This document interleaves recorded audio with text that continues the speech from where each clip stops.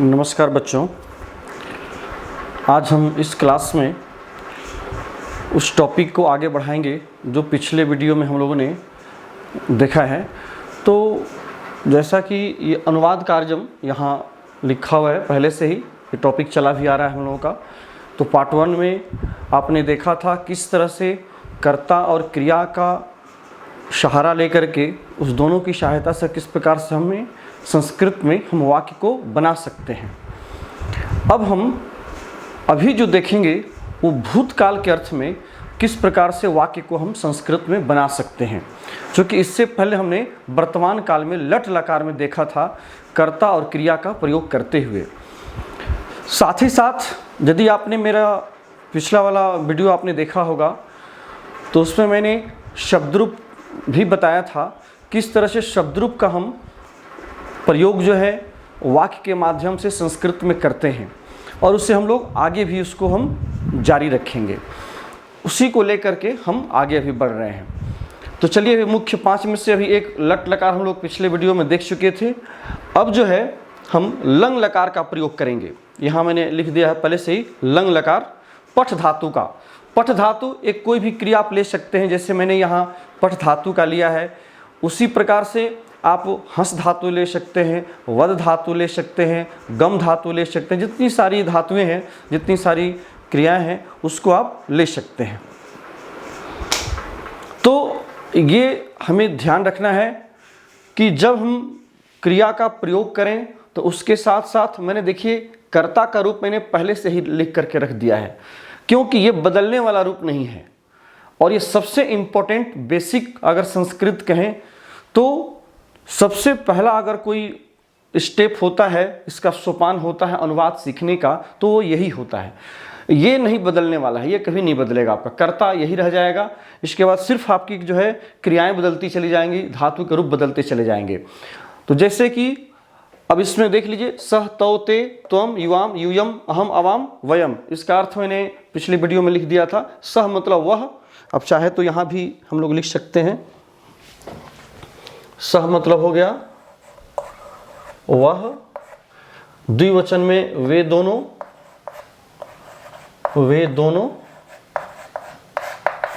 बहुवचन में हो गया वे लोग अथवा वे सब। इससे आपको याद करना बहुत जरूरी है। तुम मतलब तुम दोनों,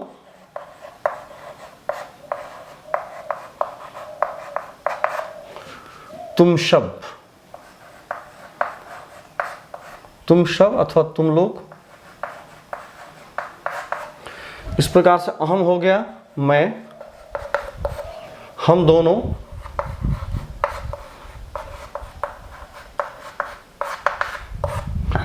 हम लोग अथवा हम सब, हम लोग अथवा हम सब। ये ध्यान देने की बात है कि यहाँ जो हमने लिखा है ये इसका अर्थ, ये सिर्फ आपको मुख्य रूप से याद रखना है। तो ये जो कर्ता का रूप है ये ज्यों का त्यों रह जाता है, ये नहीं बदला। अब जो बदलेगा वो लंग लकार का जो रूप होगा वो आपका इस तरह से होगा। देखिए, आज हम पठ धातु का इसमें देखते हैं। इसी प्रकार से कोई भी लकार आप धातु बैठा सकते हैं। ये ध्यान रखना है कि लंग लकार जो है वो किस अर्थ में होता है। मैंने यहाँ लिख दिया है भूतकाल के अर्थ में होता है। भूतकाल अर्थ ये जो लकार होता है ये हमेशा ही पास्ट टेंस के अर्थ में, भूतकाल के अर्थ में इस लकार का हम लोग प्रयोग करते हैं। यदि आप चाहते हैं कि कोई भी ऐसा वाक्य जो आप भूतकालिक बनाना चाहते हैं, बताना चाहते हैं किसी को या बनाना चाहते हैं, तो उसके लिए आपको संस्कृत में कर्ता तो यही होगा, लेकिन क्रिया के जगह पर आपको लंग लकार की क्रियाएं आपको देनी होंगी। जैसे कि इससे पहले आप लट लकार का आप उसमें क्रिया का प्रयोग करते थे, पठती पठता पठंती, तीता अंति सीथा था वाला। तो इस प्रकार से यहाँ अब क्या करेंगे कि मैं डायरेक्ट रूप को लिख दे रहा हूँ। उसमें जो लगने वाले जो अंत में जो प्रत्यय हैं वही प्रत्यय सभी धातुओं में रहेंगे। तो यहाँ भी प्रथम पुरुष, मध्यम पुरुष और उत्तम पुरुष। मैं वचन छोड़ दे रहा हूँ क्योंकि वचन तो यहाँ है ही। मैं डायरेक्ट इसी को केवल आगे की ओर बढ़ा दे रहा हूँ। अब यहाँ हो गया, इसे हो जाएगा अपठत अपठत, अपठताम, अपठताम, अपठन,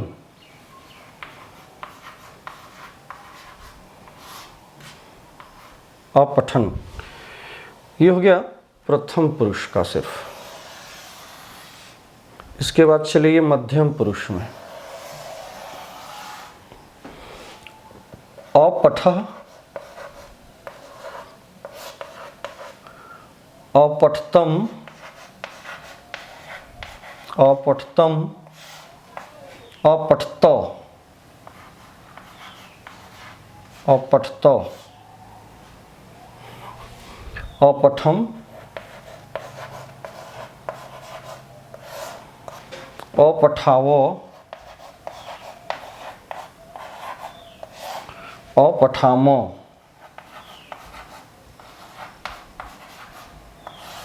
ठीक है, ये आपको जो है उत्तम पुरुष का हो गया, है ना। ये आपको सिर्फ ये हो गया आपको उत्तम पुरुष का। अपठत, अपठताम, अपठन, अपठः, अपठतम, अपठत। इसको अपठत पढ़ना चाहिए। बहुत बच्चे अपठत पढ़ते हैं लंग लकार में। उस प्रकार से अपठम, अपठाव, अपठामो। यहाँ हलंत नहीं है, ध्यान रखना। यहाँ अपठामो में हलंत नहीं है, म पूरा है, जबकि यहाँ अपठम में हलंत है। हलंत जब है तो उसका उच्चारण हम आधा करेंगे, पूरा नहीं करेंगे। ठीक है।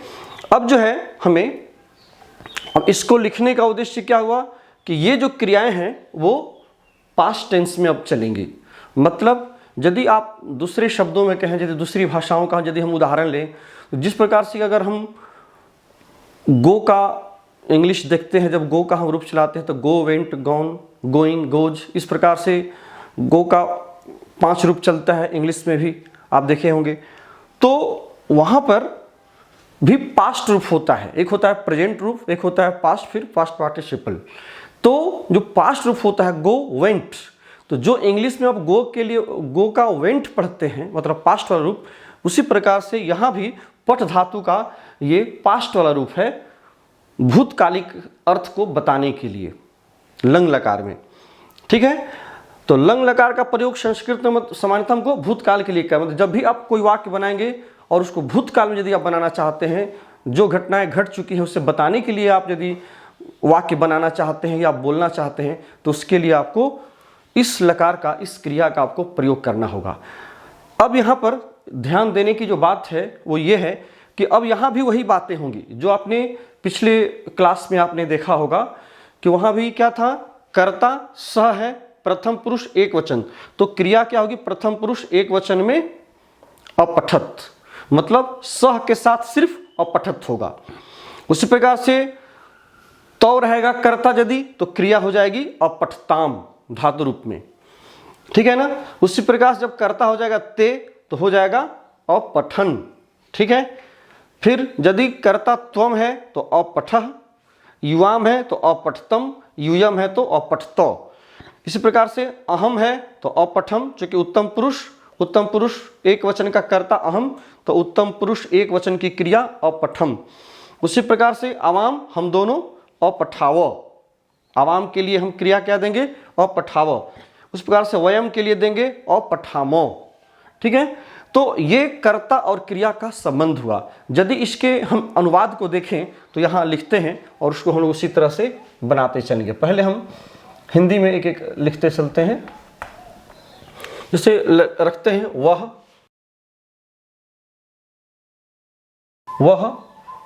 पढ़ा,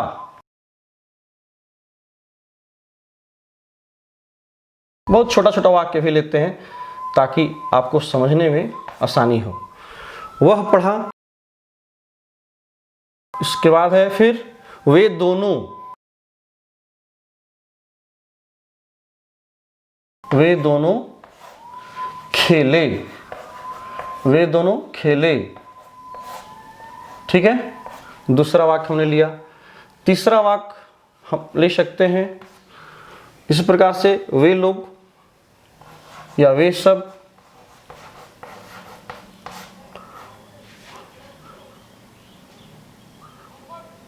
सब हंसे या हंसते थे। इस प्रकार से फोर्थ आप ले सकते हैं, तुम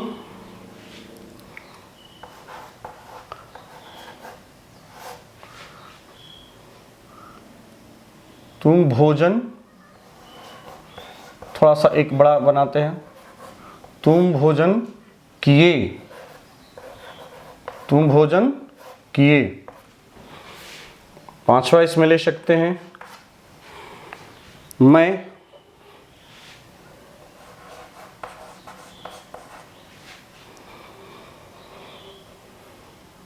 पत्र लिखा,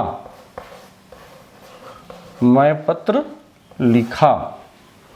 एक और ले सकते हैं यहां हम, वयम का ले लेते हैं, हम लोग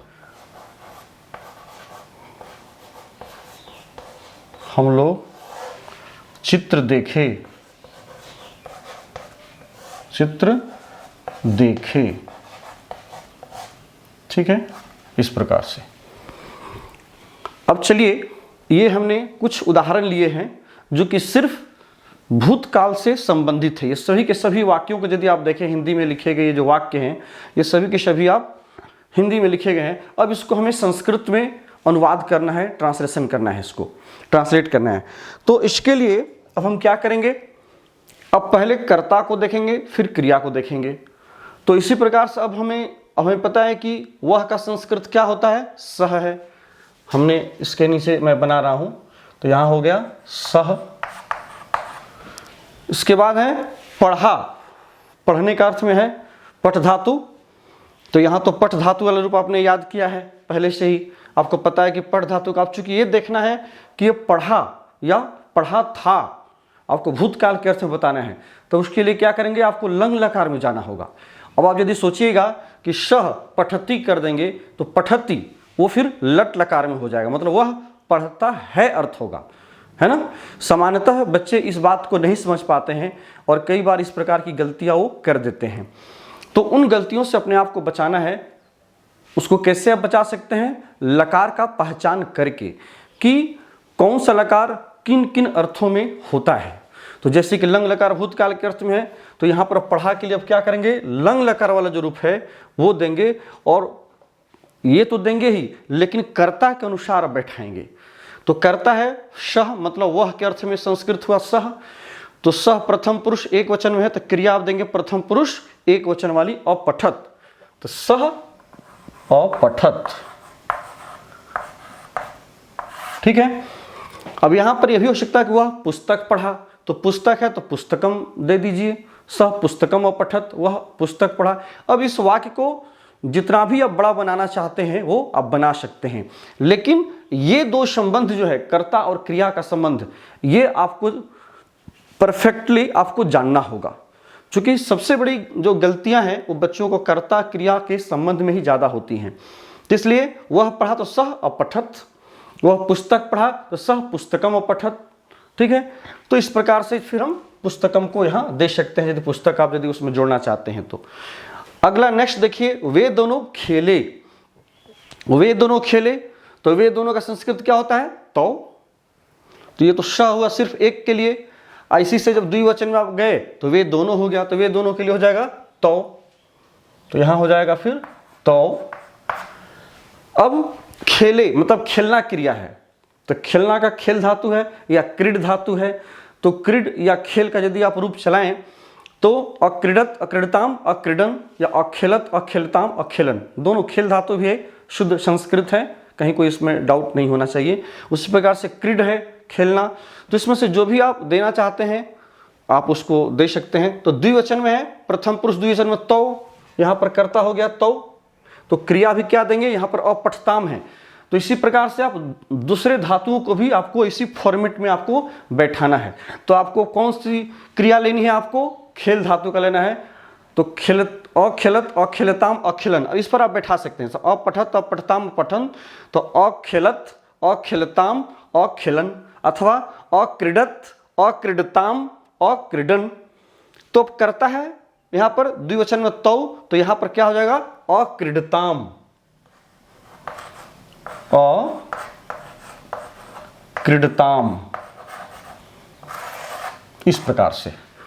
तो मतलब ये दोनों खेले अथवा तो अखेलताम। फॉर्मेट आपका यही रहेगा, जो चलाने का जो तरीका है धातु रूप का वो इसी फॉर्मेट में। अत अताम अन, इसमें देखिएगा लास्ट में लगा हुआ जो प्रत्यय है वो यहाँ पर पठ धातु तो है ही। यहाँ पर क्या अंतर आया है लट लकार से और यदि लंग लकार में हम यदि अंतर को देखें रूप को बनाने में तो क्या अंतर आता है। वहाँ पर आपको याद होगा कि आप पढ़े थे पठती, वहाँ आपने पढ़ा था पठती, यहाँ देखिए। और आपने लंग लकार में क्या पढ़ा अपठत, पठती की जगह पर आप पढ़ लिए अपठत।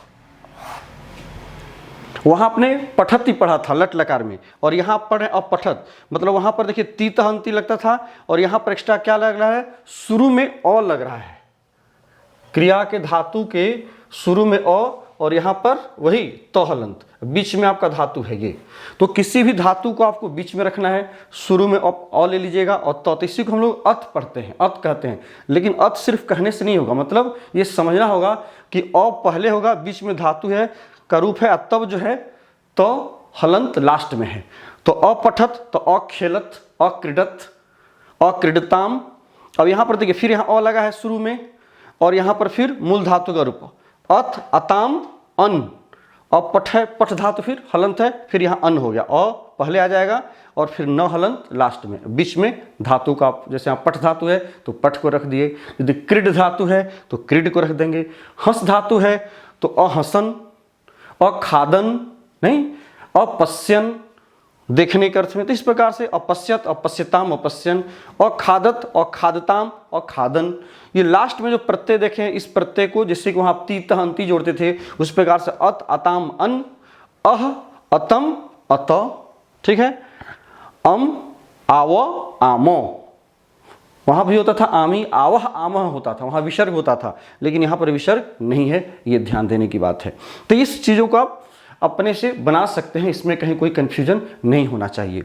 अब चलिए अक्रीडताम हो गया। इसी प्रकार से है वे सब हंसे, वे लोग या वे सब हंसे, मतलब या हंसे थे, तो वे सब का फिर संस्कृत क्या हो जाएगा ते हो गया। वे शब्द देखिए वह वे दोनों, वे लोग अथवा वे शब्द, तो वे लोग हंसे। अब यहां पर हंस धातु का रूप चलाना है और ये ध्यान रखना ही कर्ता किस में है। तो वे शब्द का संस्कृत हो गया ते, तो ते कर्ता किस में होता है प्रथम पुरुष के बहुवचन में, ठीक है ना। तो प्रथम पुरुष के वचन ते हो गया, तो क्रिया को क्या करेंगे, क्रिया को भी जो है प्रथम पुरुष के बहुवचन वाला रूप और लंग लकार में लेकर के रखेंगे। तो प्रथम पुरुष के बहुवचन में क्या है अपठन, तो उसी प्रकार से यहां वाली क्रिया बैठा दीजिए। हंसना का धातु होता है हंस, हंस धातु है, मूल धातु है हंस धातु, हंस है ना। इसी प्रकार से इसका हमने क्रीड धातु दिया है, ये ध्यान रखिए, मैं अलग से लिख दे रहा हूं क्रीड धातु। इसका है पठ धातु, है ना। एग्जाम में इसी प्रकार से आपको दे देता है, कर्ता दे दिया और क्रिया का रूप आपको मूल धातु पठ बाद में दे दिया और यहाँ बीच में खाली स्थान दे दिया और कहेगा आप इसके अनुसार भरिए वाक्य को। तो आपको फिर यही पठ का रूप आपको चला करके लंग लकार में भरना होता है, जो कि क्लास 7, 8 या 6 में भी इस तरह से पूछा जाता है। आपको विकल्प भी दे दिए जाते हैं, जैसे कि स है डैश दे दिया गया और अपठत अपठताम अपठन, इस प्रकार से 3 विकल्प आपको या 4 विकल्प दे दिए जाएंगे और कहा जाएगा कि उस विकल्प से आपको सही रूप को चुन करके यहाँ भरिए। तो उसको फिर क्या करना होगा आपको, अब देखना होगा कि कर्ता प्रथम पुरुष के एक वचन में है तो क्रिया जो देंगे वो पठ धातु का वो भी प्रथम पुरुष के एक वचन में देंगे। यदि ये उत्तम पुरुष के एक वचन में है तो क्रिया भी जो देंगे वो उत्तम पुरुष के पठ धातु के उत्तम पुरुष में क्या रूप होता है उसको आपको उस विकल्प से चुन करके फिर यहाँ आपको भरना होगा आंसर शीट में। तो ये प्रश्न में जो पूछे जाते हैं एग्जामिनेशन में वो इस तरह से भी पूछे जाते हैं, तो वो तब आप कर पाइएगा जबकि आपको पता होना चाहिए कि कर्ता कौन सा कर्ता है और कौन कर्ता के अनुसार कौन सी क्रिया किस किस जगह पर होती है, ये आप जानेंगे तभी उसको आप चुन सकते हैं। फिर उसी प्रकार से हो गया आपको तीसरा हम लोग चर्चा कर रहे थे वे शब्द थे, इसके बाद यहाँ पर क्या है वे शब्द हंसे, हंसना का, तो हंस धातु का रूप यहाँ हो जाएगा हसन, ते अहसन, वे सभी हंसे। यहाँ पर अपठन है तो यहाँ देखिए पठ बीच में आया, यहाँ देखिए हंस धातु को बीच में मैंने रख दिया, शुरू में अ है और न हलंत लास्ट में हो गया तो अहसन, वे सभी हंसे। अब इसी पर आप और बड़ा वाक्य बना सकते हैं, वे सभी मुझ पर हंसे, नहीं तो वे सभी मुझ पर हंसे, तो ते मई अहसन, मुझ पर, मई फिर शब्द रूप वाला रूप अस्मद का चला देंगे, सप्तमी, चूंकि पर का अर्थ लगा हुआ है, चिन्ह लगा हुआ है तो उसमें सप्तमी लगा देंगे, तो अस्मद का षष्ठी एक वचन में मई हो जाएगा। तो फिर सह अथवा ते मई अहसन, वे लोग मुझ पर हंसे। इस प्रकार से आप संस्कृत में वाक्य इसको आप बना सकते हैं। यदि आप वाक्य को बड़ा बनाना चाहते हैं, बोलना चाहते हैं, कहना चाहते हैं तब। अब चलिए ये नेक्स्ट चौथा यहाँ है कि तुम भोजन किए। तुमने भोजन किया कहने का मतलब है तुम भोजन किए अथवा तुमने भोजन किया। फिर क्या करें, फिर तुम का हो गया त्वम। त्वम कर्ता कहाँ का है ये आपको अब देखना होगा। त्वम जो है वो मध्यम पुरुष के एक वचन में तुम है, तो क्रिया को क्या करेंगे, मध्यम पुरुष का एक वचन में देंगे, भूतकाल के अर्थ में लंग लकार में, तो हो जाएगा अपठः। तो अपठः होता है, यहाँ पर भोजन तो कर्म है, ठीक है ना, भोजन जो है कर्म है। यहाँ आप दो तरह से बना सकते हैं, एक तो आप खाद धातु का रूप डायरेक्ट आप दे सकते हैं, और खादत और खादताम और खादन उसका खुद ही अर्थ हो जाएगा कि वह खाया या मैं खाया या मैंने भोजन किया, तो डायरेक्ट उससे भी आप दे सकते हैं। तो यदि उससे आप देंगे तो हो जाएगा त्वम और खादह, तुमने खाया या तुमने भोजन किया। एक तो ऐसे बना, नहीं तो यदि आप यहाँ पर क्रिया को करना को सिर्फ अलग करेंगे तो फिर आप भोजनम को फिर कर्म के रूप में आपको यूज करना होगा। तो यदि कर्म के रूप में यूज कीजिएगा तो कर्म के रूप में यूज कर दीजिए, त्वम भोजनम, त्वम भोजनम। अब यहाँ पर क्री धातु का रूप आपको चलाना होगा करने के लिए। क्री धातु, क्री मतलब होता है करना, तो करोति कुरुतः कुर्वन्ति, इस प्रकार से लट लकार में चलता है। और अकरोत अकुरुताम अकुर्वन, अकरोह अकुरुतम अकुरुत, इस प्रकार से लंग लकार में चलता है क्री धातु का रूप। तो आपको धातु का रूप तो याद रखना ही होगा, क्योंकि बिना क्रिया को याद किए, बिना धातु रूप को याद किए, बिना धातु के ज्ञान का, बिना क्रिया के ज्ञान का आप वाक्य या कोई भी ट्रांसलेशन आप नहीं बना सकते। सोच लीजिए कि व्यक्ति जो है अपने समय में करीब 2000 क्रियाएं हैं, इन 2000 क्रियाओं का प्रयोग करता है। तो यदि 2000 क्रियाएं हैं तो उसमें से सोचिए कम से कम आप 100 या 50 भी आपको यदि याद नहीं होगा तो कैसे आप याद करेंगे, कैसे आप वाक्य बना सकते हैं। तो जरूरी है कि मैक्सिमम जितना आपसे अधिक से अधिक हो सकता है, कम से कम वो सारी क्रियाएं, वो सभी धातु रूप जिसका कि प्रयोग हमारे व्यवहारिक जीवन में ज़्यादा देखने को मिलता है, उसे तो जरूर आप याद कर लीजिए, जो आसानी से आपको याद हो सकता है। तो इसमें हो गया भोजनम। अब क्री का हो गया अकरोह, अकरोह। क्यों अकरोह हो गया, यहां पर मध्यम पुरुष एक वचन में क्री धातु का रूप अकरोह हो जाता है। अक्रोत अकुरुताम अकुर्वन, अकरोह अकुरुतम अकुरुत, ठीक है, तो अकरोह। अब चलिए ये नेक्स्ट फिफ्थ में, मैं पत्र लिखा या मैंने पत्र लिखा। इसको आप मैंने भी बना सकते हैं, मैं की जगह पर है तो मैंने कर दीजिए, मैंने पत्र लिखा, थोड़ा ज़्यादा शुद्ध होगा, है ना। मैंने पत्र लिखा या मैं पत्र लिखा। तो यहां पर मैंने का भी वही अर्थ है जो मैं का अर्थ है, मतलब मैं होता है उत्तम पुरुष एक वचन, उत्तम पुरुष एक वचन में हो गया मैं अथवा मैंने, एक ही चीज है दोनों। मैंने मतलब मैं, तो मैं का हो जाएगा अहम। अब जब कर्ता अहम हो गया तो क्रिया फिर क्या हो जाएगी, उत्तम पुरुष एक वचन की क्रिया हो जाएगी और पठम है। अब यहाँ पर लिखना है धातु, हिंदी में क्रिया है लिखना, तो उसका संस्कृत में क्या उसका क्रिया हो जाएगा, हो जाएगी इसकी लिख। लिख धातु, मूल धातु है लिख, लिखना, ठीक है। अब यहाँ पर पत्र जो है कर्म के रूप में यूज हुआ है, तो कर्म के रूप में यूज है तो इसमें द्वितीय विभक्ति लगा दीजिए। मैंने पत्र को लिखा, पत्र लिखा मतलब पत्र को लिखा, यहाँ पर को छिपा हुआ है। तो यहाँ पर पत्रम हो गया, और वैसे भी पत्र शब्द नपुंसक लिंग है, पत्रम पत्रे पत्राणी रूप होता है। तो प्रथमा और द्वितीय दोनों में एक ही रूप होता है, पत्रम पत्रे पत्राणी, फलम फले फलानी की तरह इसका रूप चलता है। तो पत्रम, और लिखा का और लिखम, और लिखम, ठीक है। और पठम है तो वहां हो गया और लिखम। इसी प्रकार से अब अगला आप देख सकते हैं नेक्स्ट, हम लोग चित्र देखे, हम लोग का हो गया आपको फिर क्या हो जाएगा, अहम अवाम वयम। यहाँ पर कुछ कुछ रूप छूट गया है, चूंकि यहाँ जगह नहीं था इसलिए से यहाँ तुम दोनों भी हो सकता था। तो तुम दोनों के लिए आप युवाम है तो कर्ता जब युवाम रखिएगा तो क्रिया फिर क्या हो जाएगी, अपठतम। यदि आवाम देते कर्ता हम दोनों पढ़े या हम दोनों खेले तो आवाम तो क्रिया हो जाएगी अपठावो या अखेलावो, अहसावो, इस तरह से, ठीक है। फिर नेक्स्ट इसमें जो बचा है हम लोग, तो हम लोग का हो गया वयम, हम लोग, उत्तम पुरुष बहुवचन, वयम, वयम चित्र, हम लोग चित्र देखे या हम लोग चलचित्र देखे, चलचित्र सिनेमा, हम लोगों ने सिनेमा देखा।